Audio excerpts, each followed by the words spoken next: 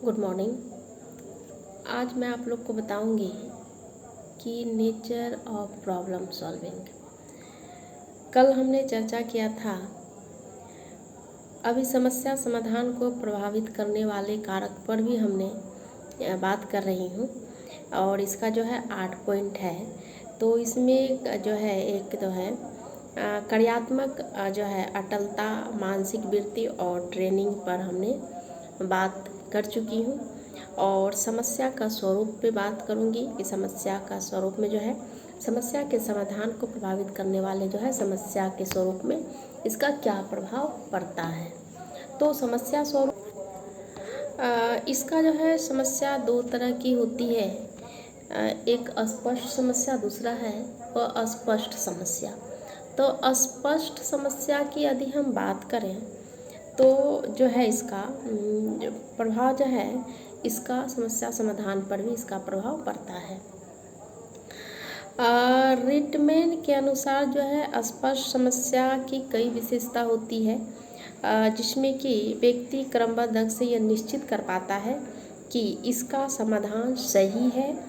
ऐसी समस्या से जो है प्राप्त समाधान के बारे में उसका जो है सहमति होती है तथा ऐसी समस्या एक मौलिक अवस्था को भी इस लक्ष्य अवस्था या भी बदलने का नियम को सभी तरह से स्पष्ट रूप से होते हैं। अस्पष्ट समस्या की यदि हम बात करें तो अस्पष्ट समस्या में जो है इसकी विशेषता जो है एक विपरीत गुण या विशेषता पाई जाती है और मनोवैज्ञानिकों द्वारा जो है अध्ययनों से यह स्पष्ट हुआ है कि अस्पष्ट समस्या के समाधान की तुलना में कठिन होती है। सच्चाई यह होता है कि लेकिन इसका मतलब यह नहीं होता है कि अस्पष्ट समस्या का समाधान व्यक्ति नहीं कर पाता है। अस्पष्ट समस्या का समाधान भी व्यक्ति कर लेता है और वो अस्पष्ट जो समस्या होता है उसकी भी समाधान व्यक्ति कर लेता है। लेकिन सच्चाई यह होती है कुछ विशेष उपायों को अपनाकर, जैसे ऐसी समस्या के मौलिक अवस्था या लक्ष्य को अवस्था में बदलने के नियम को सभी संचित जो है कर बहुत हद तक उनका समाधान किया जा सकता है। उसी प्रकार जो है इसका एंजाइटी का भी प्रभाव जो है समस्या समाधान में पड़ता है।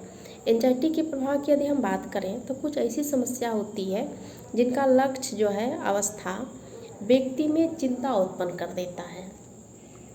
जब अधिक मात्रा में व्यक्ति में चिंता उत्पन्न हो जाता है तो इसका जो है व्यक्ति समस्या को समाधान जो है इसका बुरा प्रभाव पड़ता है। जब बहुत ज़्यादा चिंता उत्पन्न होती है तो इसका जो है हमारा समस्या समाधान पर जो है बहुत बुरा इफेक्ट पड़ता है और लेकिन वो ठीक ढंग से अपने समस्या को समाधान नहीं कर पाता है।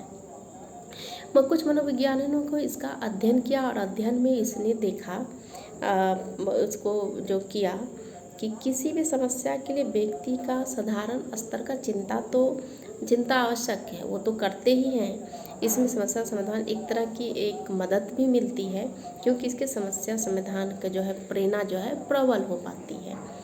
यदि इसका स्तर बहुत अधिक हो जाता है तो उससे समस्या समाधान करने में बाधा उत्पन्न होती है, क्योंकि ऐसी स्थिति में व्यक्ति का जो है संज्ञानात्मक जो है भंगता वो उत्पन्न होने लगता है। उसी प्रकार जो है अवधान है, मतलब अवधान विस्तार में ही भी यही बात आती है कि समस्या समाधान में जो है इसका व्यक्ति के जो इसका विस्तार से भी प्रभावित होता है।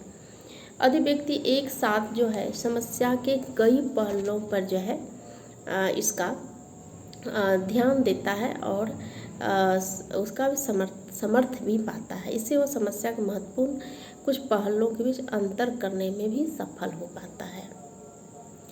ऐसी परिस्थिति में समस्या समाधान ठीक करने में सफल भी हो पाता है, परंतु अधिक कुछ कारणों से समस्या अधिक पहलू पर ध्यान नहीं दे पाता है, तो इस तरह के अंतर जो है नहीं कर पाता है और दोनों में कंपेयर वर्ड्स को नहीं कर पाता है। ऐसी परिस्थिति में उसे समस्या समाधान में अधिक सफलता नहीं मिल पाती है।